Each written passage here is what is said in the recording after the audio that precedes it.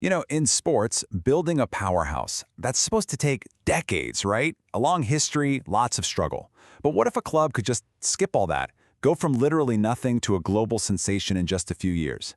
Well, that's exactly what we're going to unpack today, the absolutely wild story of Inter Miami. I mean, think about this for a second. In 2023, the biggest star in the entire sport, maybe the greatest player of all time, Lionel Messi, he joins a team that's just 5 years old. It sounds like something out of a video game, right? The move sent just absolute shockwaves through the world of soccer. So, the big question is, how? How on earth did Inter Miami pull this off? A brand new team, in a city that was, let's be honest, notorious for being a soccer graveyard. How did they convince the world's biggest stars to come and build a dynasty, like overnight? Okay, let's get into it. It really all comes down to one massive moment.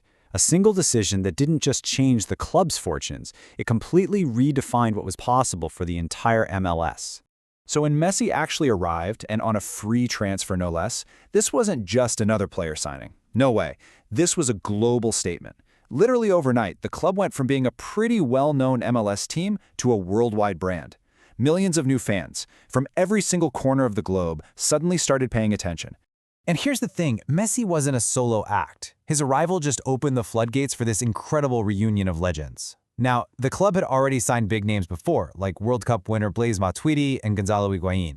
But Messi's presence, that was a magnet for his old Barcelona teammates, Sergio Busquets, Jordi Alba, and Luis Suarez.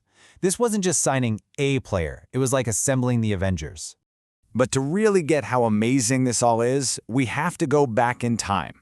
Because before Inter Miami, Miami was known as the place where pros' soccer dreams went to die. Seriously. The history there was bleak. The city's first shot at an MLS team, the Miami Fusion, completely folded way back in 2001. Then, years later, you have this huge, high-profile bid led by a giant like FC Barcelona, only for the league to reject it a year later. MLS just did not believe Miami could handle a team. And you can kind of see why they were so hesitant. They looked at the city and saw a real lack of consistent fan interest. There was another local team that was already struggling to get people in the seats, and there were huge question marks over finding a real long-term stadium. For the league, Miami just seemed like a really bad bet. So what changed? Well, one person, one vision. This is where David Beckham walks into the picture and just completely flips the script. It took years of tough negotiations, incredibly complex planning, and Beckham leveraging every bit of his global influence. But he got it done. On January 29, 2018, MLS finally, officially, approved his Miami expansion team. The dream was real. And the ambition? It was right there in the name from day one. Club International de Football Miami. See, this was never meant to be just another local team. It was designed from the ground up to be a global club, with Beckham himself right at the top as co-owner and president. And of course, you can't talk about their brand without talking about the pink. That iconic pink kit wasn't just a jersey, it became a symbol. It was bold, instantly recognizable, and a massive, massive part of building their worldwide appeal. All right, so you've got the vision, you've got the brand, you've got the superstars. Now all that's left is to win. And the on-field success? It came way faster than anyone could have possibly dreamed. It happened almost right away. I mean, just after Messi's debut in 2023, the club wins its very first major trophy, lifting the league's cup. It was proof that all this star power could translate directly into actual, shiny silverware. But they weren't done. Nope, the very next season, 2024, they proved it wasn't a fluke. They fought through the entire long season to win the Supporters' Shield, which goes to the team with the best regular season record in the whole league. And then came the big one. The ultimate prize. In 2025, they reached the absolute summit of North American soccer. They won their very first MLS Cup championship.